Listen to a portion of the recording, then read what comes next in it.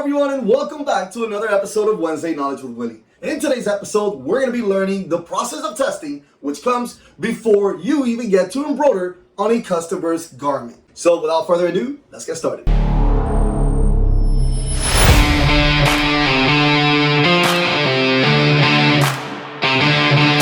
Like always, let's start off with the reason why you should even want to be doing these type of testings before even embroidering on your customer's fabric. The first reason is because it unanimously affects the damaged products that you could potentially have each project. The second reason is simple. It's because it saves you a lot of time. Yes, in the beginning, you will be spending some of this time just doing testing, but because of that, it will save you a lot of time in the long run because some of these processes will be very similar for other projects in the future. And the third reason is, in my opinion, the most important one, and that is money. By eliminating product loss and time, you will be saving money. All right, so now let's go ahead and jump into the neat ingredients.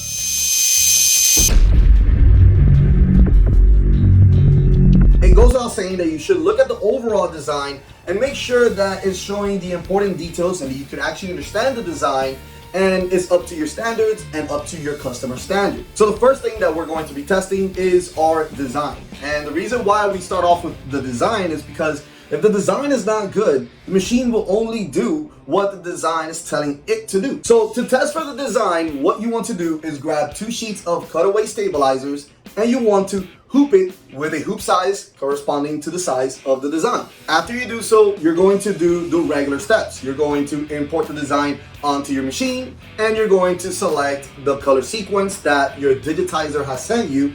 And lastly, you're going to trace and press start. The reason why you want to use 2 sheets of cutaway stabilizer is because one of them will act like a very thick fabric while the other one will act like a thick stabilizer. And that's how you can get the best out of the design, because here you would minimize any registration loss or any puckering, and it will show you the small details on the design the best. Now we're going to be looking at a couple of things while the machine is embroidering and after is completed. Let's start off with the easy one, and that is after the embroidery is completed. The first thing that we want to look for is any registration loss, and that could be as small as a couple of centimeters and anything bigger than that. And the reason for that is because you will notice that registration loss a lot more once you embroider it on the garment. Now, for those of you that don't know what registration loss is basically a gap on your design, or that if you have a border and you have an underlay stitch, that the underlay stitch surpasses the border or leaves the gap. And that could be anywhere around the design, so make sure you pay attention. The next thing that we want to look for are the small details and how clear they look on the design.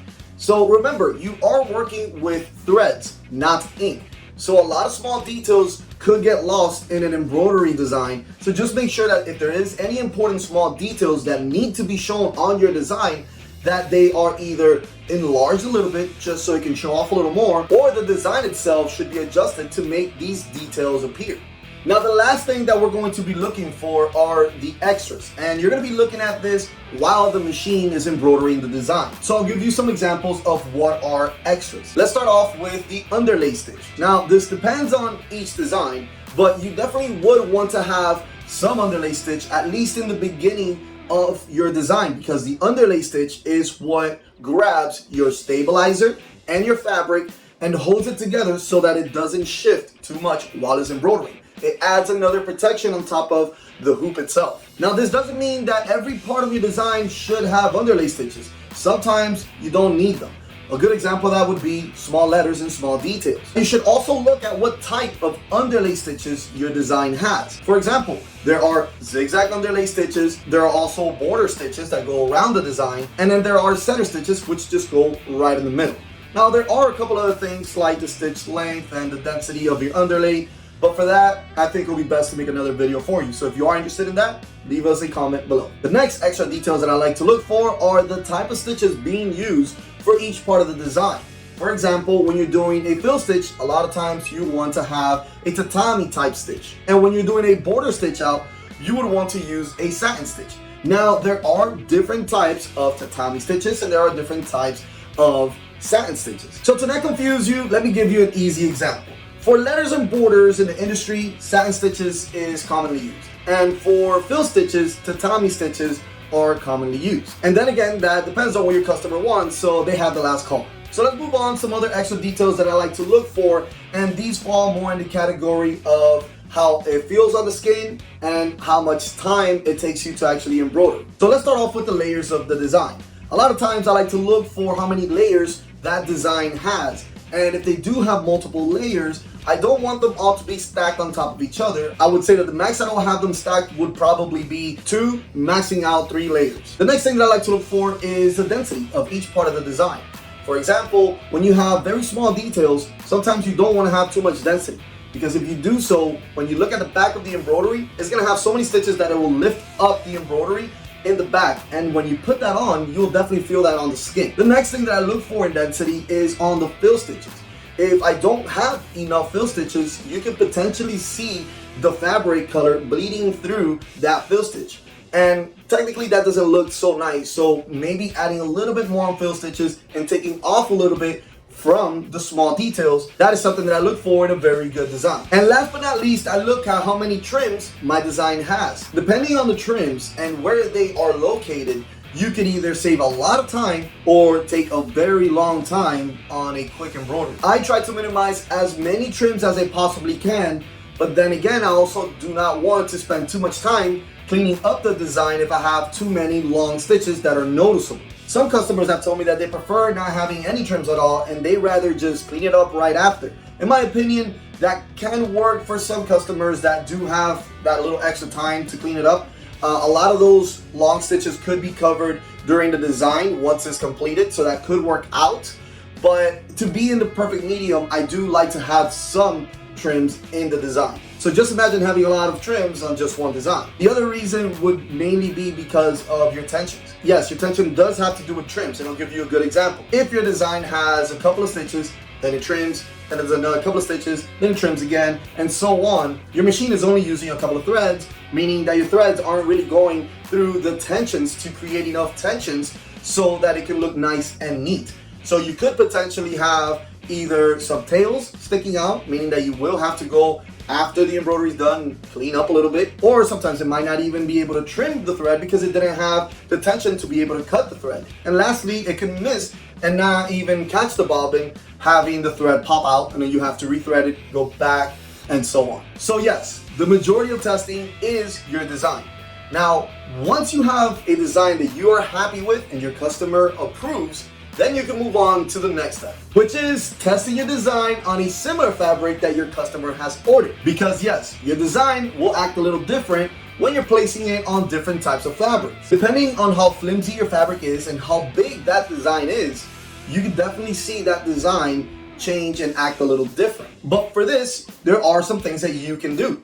For example, choosing the right stabilizer. If you want to learn more about stabilizers, watch the video that I've done in the past where I teach you everything that you need to know about stabilizers. So once you run your last test with a similar fabric that your customer ordered, then everything else is just copy and paste for the rest of the order. And you know that everything should come out great. Alright guys, so let me go ahead and run you through a couple of scenarios so that you can picture yourself doing this. Say for example, your customer calls and they're gonna go ahead and have a design digitized by you or your digitizer. The first thing you're gonna do is that you're going to digitize it yourself or send it to a digitizer and run the first test on the 2 cutaway stabilizers. Once you finish doing that, you're gonna make any adjustments to the designs to make it better or have the digitizer do that for you, and then you're gonna run it on a similar fabric. So for example, here in my office, I have 3 different types of polos. I have a cotton polo, a 50-50, and a full polyester polo. So if a customer asks me for a shirt that is 100% polyester, I would use that same polo because at the end of the day, what makes a polo is just the collar, right?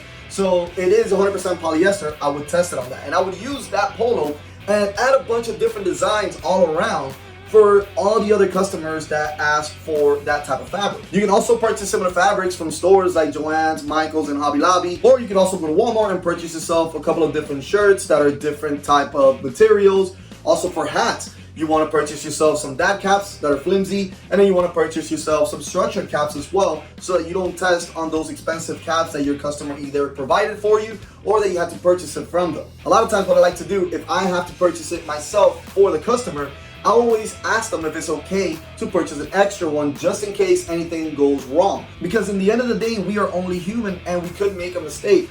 But let's say nothing happens and everything comes out perfect. Now the customer gets an extra hat that they can give it away to a potential future customer of theirs or a family member. But if that's not the case, then I will work with what I have that is as similar as it could possibly be to what the customer needs are. So like always, I wouldn't let you go without giving you a good pro tip. So one of those is asking your customer if they're going to be ordering hats in the future. For example, they order a polo with a left chest logo. A lot of those designs tend to be smaller than a 2.5 inches of height. So you could potentially put that same design on a hat. Now remember, a digitized file could be either for a flat or a hat.